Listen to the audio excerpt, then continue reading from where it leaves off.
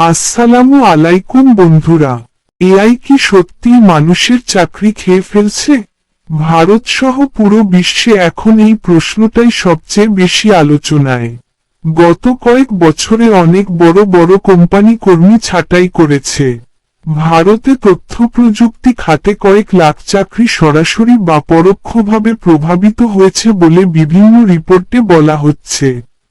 বিশ্বজুড়েও লাখ লাখ মানুষ চাকরি হারিয়েছে বা নতুন নিয়োগ কমে গেছে। তবে একটা গুরুত্বপূর্ণ বিষয় আছে, সব চাকরি কিন্তু পুরোপুরি এআই নিয়ে নিচ্ছে না।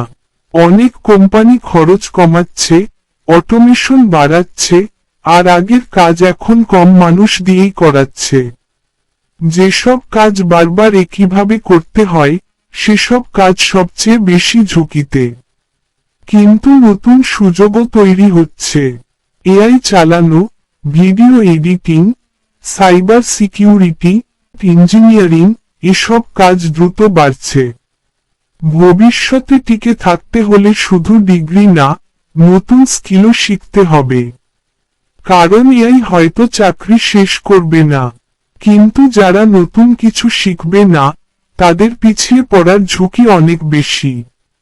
আপনার কি মনে হয়, এআই মানুষের জন্য বিপদ, নাকি নতুন সুযোগ? কমেন্টে জানান।